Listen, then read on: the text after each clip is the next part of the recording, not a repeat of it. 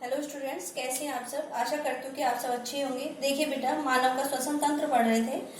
आज का हमारा जो टॉपिक है वो है श्वसन संबंधी रोग, यानी कि श्वसन से संबंधित भी व्यक्ति में कुछ रोग हो जाते हैं, उनके बारे में हम यहाँ पर क्या कर रहे हैं, अध्ययन कर रहे हैं।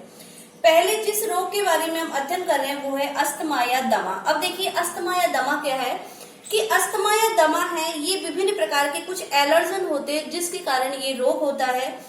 अब ये एलर्जन कौन कौन से हो सकते हैं, जैसे कि परागकण है, धूल कण है, धुआं है, ठंड है, धूम्रपान है।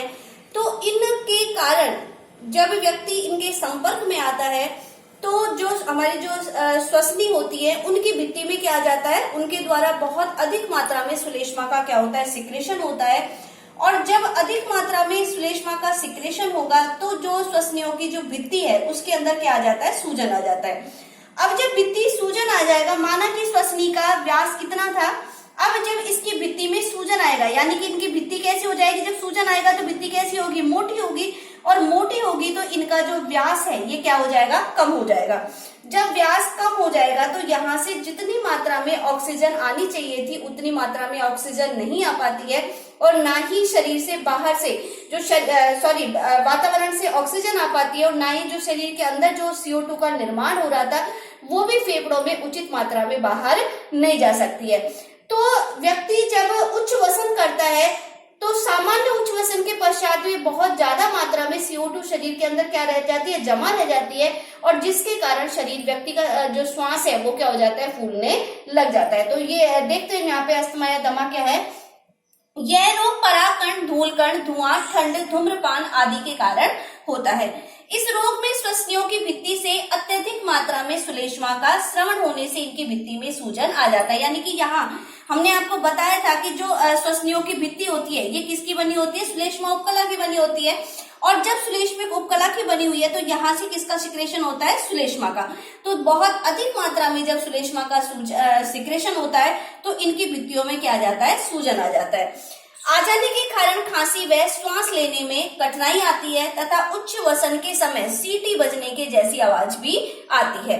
अब उपचार क्या हो रहा है भाई, ये रोग किसके कारण हो रहा था, कुछ एलर्जी कारकों के द्वारा हो रहा था। ये एलर्जन कौन कौन से थे, जैसे परागकण है, धूल कण है, धुआं, ठंड, धूम्रपान आदि थे।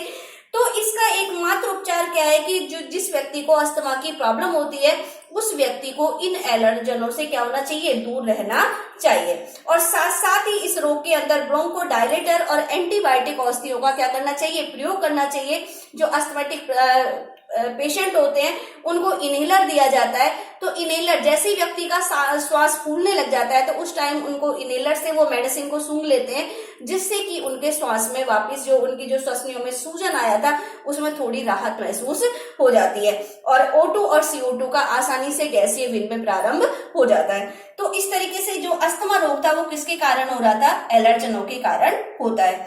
सेकंड जो रोग है वो है श्वसनी शोथ। कौन सा रोग है, श्वसनी शोथ। अब देखिए नाम से स्पष्ट हो रहा है बेटा, शोथ, शोथ का मतलब क्या आता है, सूजन। यानी कि यहाँ पर जो सूजन आ रहा है वो भी किस में आ रहा है, श्वसनी में। अस्थमा में भी श्वसनियों में आ रहा था और इस रोग के अंदर भी किसमें सूजन आ रहा है, श्वसनी में। जो श्वसनी शोथ रोग है ये मुख्यतः ये रोग धूम्रपान के कारण होता है। जो व्यक्ति धूम्रपान का बहुत अधिक मात्रा में सेवन करते हैं, जैसे सिगरेट आदि पीते हैं बहुत ज्यादा मात्रा में, तो इन व्यक्तियों में जो धूम्रपान का सेवन कर रहे थे उनके अंदर जो रासायनिक पदार्थ होते हैं, उन रासायनिक पदार्थों के कारण जो श्वसनी की भित्ति है उनके अंदर क्या आ जाता है, सूजन आ जाता है। और सूजन आने के कारण वहां से बहुत अधिक मात्रा में क्या होता है, श्लेष्मा का सिक्रेशन होता है। और श्लेष्मा के सिक्रेशन होने के कारण जो व्यक्ति है उसको बहुत ज्यादा मात्रा में खांसी हो जाती है, उसके मुंह से हरा पीला कफ आने लग जाता है और उसको श्वास लेने में भी कठिनाई होने लग जाती है। यह रोग धूम्रपान के कारण होता है। अत्यधिक धूम्रपान के कारण उसमें उपस्थित रसायनों से श्वसनी की भित्ति से अधिक मात्रा में श्लेष्मा का क्या होता है, स्रवण होता है, जिससे श्वसनी की भित्ति में सूजन आ जाता है और रोगी व्यक्ति को लगातार खांसी, हरा पीला कफ, श्वास लेने में कठिनाई होती है। रोगी व्यक्ति को इस रोग के उपचार में धूम्रपान से बचाव है। भाई जो रोग है वो किसके कारण हो रहा था, धूम्रपान के कारण हो रहा था। तो जो रोगी व्यक्ति है उसको धूम्रपान से दूर रहना चाहिए। नेक्स्ट जो रोग है वो है वात स्फीति। कौन सा रोग है, वात स्फीति। देखिए बेटा, इसमें क्या होगा कि जो वात स्फीति रोग है ये भी बहुत ज्यादा मात्रा में धूम्रपान करने से ही होता है। जब धूम्रपान व्यक्ति बहुत अधिक मात्रा में कर रहा था तो भाई वायु का जो संग्रह वो कहां पर हो रहा था? फेफड़ों की वायु कूपिकाओं में। तो इस रोग के अंदर क्या होता है कि वायु कूपिकाएं है ना, उनकी भित्ति क्या होने लग जाएगी? नष्ट होने लग जाती है। भित्ति क्या होने लग जाती है? नष्ट होने लग जाती है। और आपस में कई कूपिकाओं की भित्ति आपस में क्या हो जाएगी? जुड़ जाएगी। तो इस तरीके से जब जुड़ जाएगी तो जो श्वसन सतह का जो क्षेत्र, जो वायु के अवकाश थे वो तो फैल करके कैसे हो जाएंगे? बड़े हो जाएंगे। लेकिन जो श्वसन सतह का जो क्षेत्रफल था वो कैसा हो जाता है? घट जाता है। और घट जाने के कारण जो श्वसनिकाएं थी उनके अंदर क्या आने लग जाता है? सूजन आने लग जाता है।